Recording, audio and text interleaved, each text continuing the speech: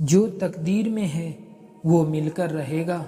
میرے پیارے اسلامی بھائیوں، ہمارا ایمان ہمیں سکھاتا ہے کہ اللہ نے اس پوری کائنات کو ایک مقرر نظام کے تحت بنایا ہے۔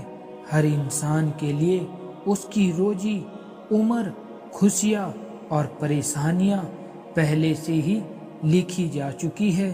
تقدیر پر یقین کرنا ایمان کا اہم حصہ ہے۔ اللہ تبارک و تعالی قرآن میں فرماتے ہیں، ہم نے ہر چیز کو اس کی تقدیر کے ساتھ پیدا کیا ہے۔ اسلامی بھائیوں، اس آیت سے یہ ثابت ہوتا ہے کہ کوئی بھی چیز بغیر اللہ کی مرضی کے نہیں ہوتی۔ انسان کو جو کچھ ملنا ہے وہ اسے ضرور ملے گا، چاہے پوری دنیا اسے روکنے کی کوشش کرے، اور جو اس کے نصیب میں نہیں ہے وہ اسے ہرگز نہیں ملے گا، چاہے وہ کتنی ہی محنت کیوں نہ کر لے۔ حدیث شریف میں آتا ہے کہ جب جبرائیل علیہ السلام نبی کریم صلی اللہ علیہ وسلم کے پاس آئے اور پوچھا ایمان کیا ہے، تو آپ صلی اللہ علیہ وسلم نے جواب دیا، ایمان یہ ہے کہ تم اللہ، اس کے فرشتوں، اس کی کتابوں، اس کے رسولوں، آخرت کے دن اور تقدیر اچھی ہو یا بری پر ایمان لاؤ۔ اسلامی بھائیوں، اس سے ثابت ہوتا ہے کہ تقدیر پر یقین کرنا اسلام کے بنیادی اصولوں میں سے ایک ہے۔ کچھ لوگ سوچتے ہیں کہ اگر سب کچھ پہلے سے لکھا جا چکا ہے تو محنت کرنے کی کیا ضرورت ہے؟ اس کا جواب یہ ہے کہ تقدیر پر یقین کا مطلب یہ نہیں کہ ہم کوشش کرنا چھوڑ دیں، بلکہ اسلام ہمیں محنت اور کوشش کرنے کا حکم دیتا ہے۔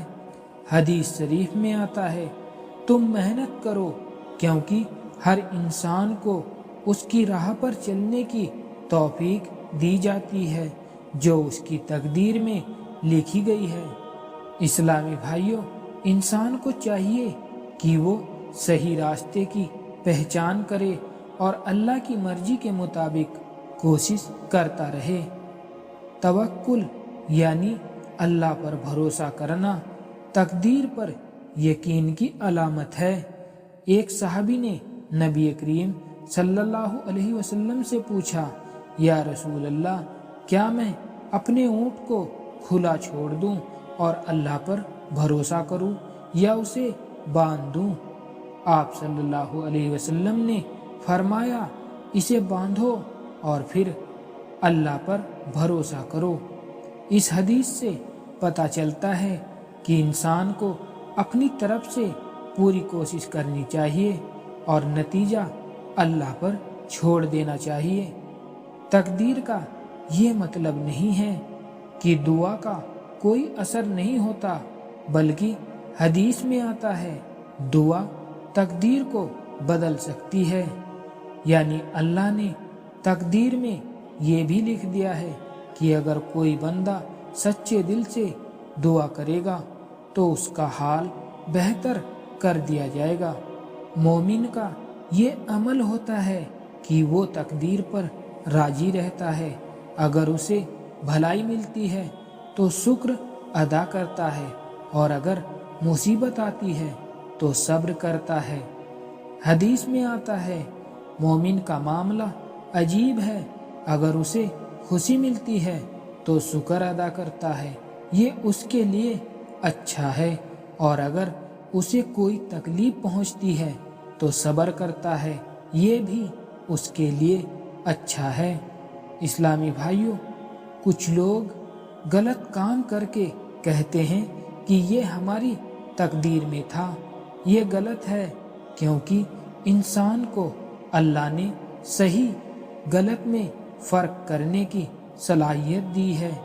کچھ لوگ یہ مانتے ہی نہیں کہ تقدیر ہوتی ہے، جبکہ قرآن اور حدیث میں اس کی واضح دلیلیں موجود ہیں۔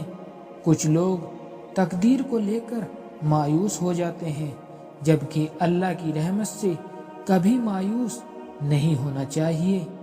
اللہ کو ہر چیز کا علم ہے، جو ہو چکا، جو ہو رہا ہے اور جو ہوگا۔ اللہ نے سب کچھ لوح محفوظ میں لکھ دیا ہے۔ اللہ کی مرضی کے بنا کچھ نہیں ہو سکتا۔ جو اللہ کی تقدیر پر راضی ہوتا ہے اس کا دل ہمیشہ سکون میں رہتا ہے۔ تقدیر پر یقین رکھنے والا انسان کسی بھی مصیبت میں صبر کرتا ہے اور گھبراتا نہیں۔ وہ ہر حال میں اللہ کا شکر ادا کرتا ہے، چاہے خوشی ہو یا پھر غم۔ اللہ کی تقدیر پر یقین رکھو، کیونکہ جو بھی ہوتا ہے اس میں اللہ کی حکمت ہوتی ہے۔ اپنی دعا اور محنت جاری رکھو، کیونکہ تقدیر پر یقین کا مطلب یہ نہیں کہ ہم کوشش کرنا چھوڑ دیں۔ ہر حال میں اللہ کی رضا میں راضی رہنا ہی سچی کامیابی ہے۔ غلط فہمیوں سے ہمیشہ بچو، کیونکہ تقدیر کو بہانہ بنا کر غلط کام مت کرو۔ انسان کو صحیح اور غلط کے بیچ چناؤ کرنے کی طاقت دی گئی ہے۔ اسلامی بھائیوں، ہمارا دین ہمیں سکھاتا ہے کہ تقدیر پر بھروسہ رکھیں، لیکن اس کے ساتھ کوشش بھی کریں۔ اللہ کی دی ہوئی تقدیر میں کوئی بدلاؤ نہیں کر سکتا، لیکن دعا، محنت اور نیک اعمال سے ہم اپنے حالات کو بہتر بنا سکتے ہیں۔ جو تقدیر میں ہے وہ ہمیں ملے گا، لیکن ہمیں اپنی ذمہ داریوں سے منہ نہیں موڑنا چاہیے۔ اللہ تعالی ہمیں اپنی تقدیر پر صحیح یقین رکھنے کی توفیق دے اور ہمیں کامیابی عطا کرے۔ آمین۔